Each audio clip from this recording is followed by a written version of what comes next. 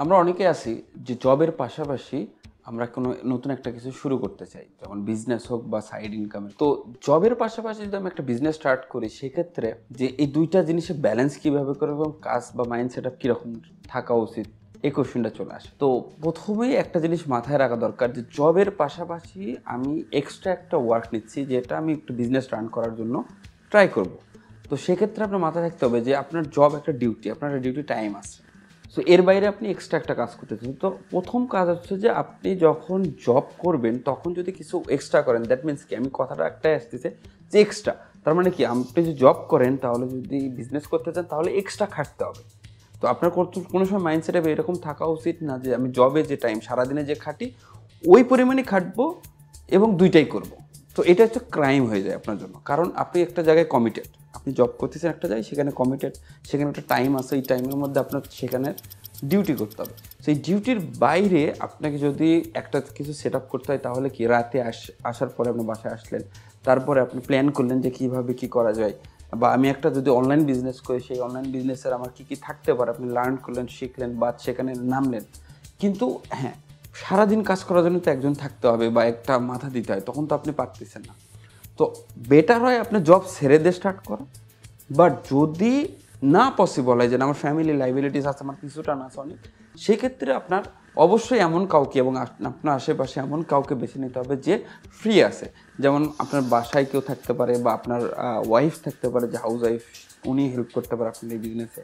বা কেউ আছে যে বসে আছে, কোনো কাজ করতেছে না, বা স্টুডেন্ট, সে আপনাকে ফিজিক্যালি হেল্প করতেছে, বাট আপনি মেন্টালি রাতে আসে যে কাজটা প্ল্যানিং করতেছেন ওইভাবে চালাই যেতে হবে। যখন আপনি দেখতেছেন যে একটু পজিটিভ দিক আসতেছে, তো এই পজিটিভ আসার পরে তখন আপনাকে জব ছেড়ে দিতে হবে।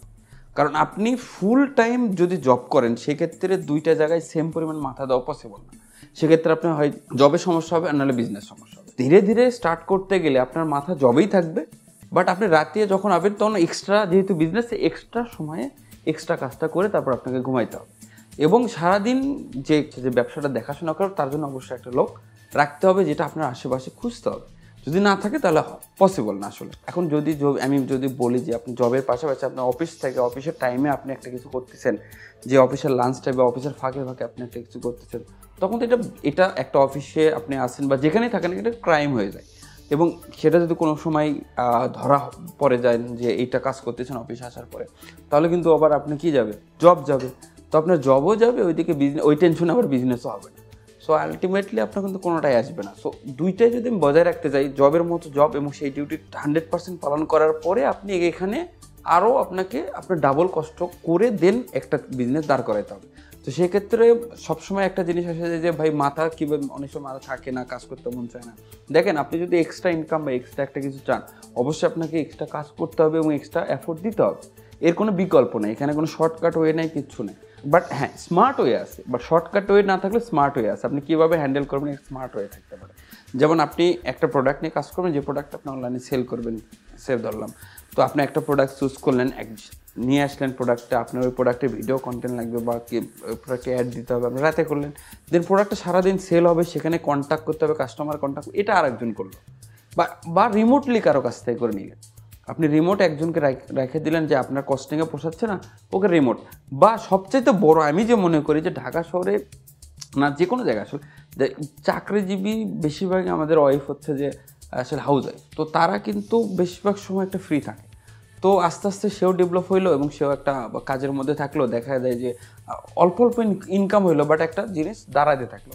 একটা সময় যে যখন কনফিডেন্স আপনি চলে আসবে এবং বিজনেসে একটা পর্যায়ে যাবে, তখন আপনি এটাকে জব ছেড়ে আপনি কিন্তু তখন ফুল টাইম বিজনেসে আসতে যান। যদি আপনার মধ্যে ক্যালিব্রেটি থাকে তাহলে এই দুইটা কাজ করতে পারবেন, আদারওয়াইজ আপনি চেষ্টা করলেন, যদি না হয় সেটা আলাদা কথা।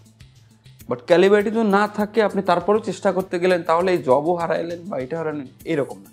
আপনি নামার পরে যদি দেখেন যে না, ওকে আমি পারবো, দেন আপনি অবশ্যই কি একটা সময় ধরে আপনি কাজ করে দেন, দেন তারপরে হচ্ছে যে বিজনেসে আপনি ফুল টাইম দেন, জব ছেড়ে, তার আগে না। বাট আমি বারবার একটা জিনিস সাবধান করে দিচ্ছি, জবে থাকাকালীন কোনো কিছু করলে এটা জবের সময় যাতে হ্যাম্পার না হয়। অর্থাৎ আপনি একটা জায়গায় 8 ঘন্টা 10 ঘন্টা ডিউটি করেন, সেই টাইমের মধ্যে কোনো কাজ করা যাবে না। প্লাস সেই টাইমের কোনো কিছু যে ক্ষতি হচ্ছে, ওখানে একটা জিনিস আপনার মাথা থাকতেছে না, মাথা বিজনেসে যে আজকে কয়টা সেল হলো, বারবার আপনি ওইটা নিয়ে উদ্বেগ, এটা করা যাবে না। এটা ক্রাই।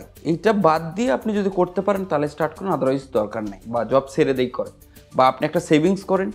আপনি প্রথমে জব করতেছেন, আপনার বিজনেস করার ইচ্ছা আছে, আপনি আপনার ফ্যামিলির জন্য 6 মাসের এমন একটা ব্যবস্থা করেন যাতে আপনি জব ছেড়ে দিলেও যাতে ঝামেলা না হয়। তো 6 মাসের ব্যবস্থা করে দেন, আপনি জব ছেড়ে বিজনেস আসেন, এটা বেটার হয়। বাট একটা জিনিস করতে যায় দুইটাই হারাই দেবেন, হ্যাঁ, দুইটা একসাথে করতে যায় যদি হারাই যান তাহলে সেটা করা যাবে না। যদি করেন স্মার্ট ওয়েতে করতে হবে, যে আপনার একজন লোক রেখে করেন, অথবা আপনি সেভিংস রেখে জব ছেড়ে দিয়ে তারপরে কাজ করেন।